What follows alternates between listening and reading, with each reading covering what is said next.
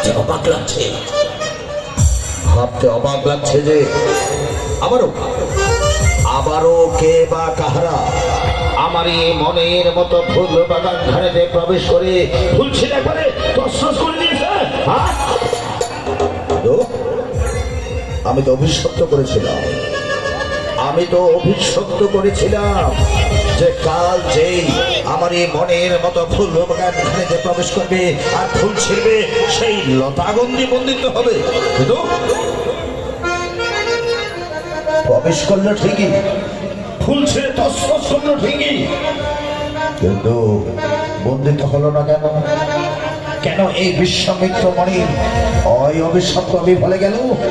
না, কি ঘটলো কি আমার এই মনের মতো ফুল বাগান ঘাটতে একটু ধ্যান জগে দেখি না কেন?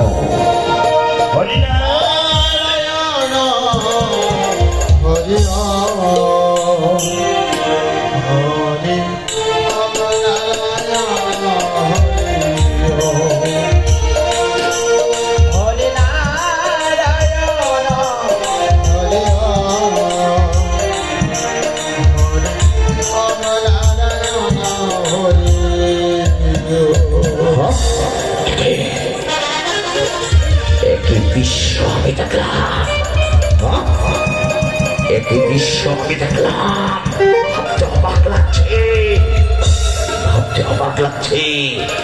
বিশ্ব কি দেখলাম আমি? সামান্য সামান্য রাজা হরিশ্চন্দ্র আমার অভিশপ্ত ঠিকই বলেছিল, বন্দিত্ব ঠিকই হয়েছিল, কিন্তু সামান্য রাজা হরিশ্চন্দ্র ও আমার এই তপবনে প্রবেশ করে ফুলবাগানে প্রবেশ করে বন্দিত্ব মুক্ত করে দিয়েছে। কি করলাম আমি? কি করলাম?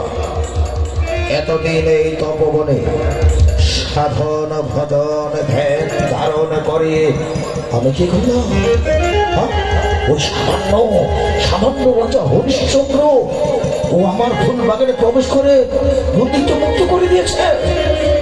তাহলে কি যতটুকু ধর্ম সঞ্চয় করতে পারিনি আমি এই তপবনে সাধন করে ভজন করে তপস্যা করে, তার চেয়ে অধিক ধর্ম সঞ্চয় করেছে ওই রাজা হরিশ্চন্দ্র রাজসিংহাসনে বসে? নইলে নইলে কি করে আমার বন্দিত্ব মুক্ত করে দিল? তারা এক্ষুনি যাবো ওই রাজা হরিশ্চন্দ্রের কাছে। ও কেন আমার এতদিনের সাধন ভজন ধ্যান তপস্যা অপ্রান্ত করে দিয়েছে, ওই বন্দিত্ব মুক্ত করলে কিসের বলে, কিসের ধর্মের বলে আমার এতদিনের সাধন ভজন ধ্যান সব নষ্ট করে দিল? উপযুক্ত কৈফত চাইব গিয়ে। আবে শান্তি, আবে শান্তি, আবে শান্তি।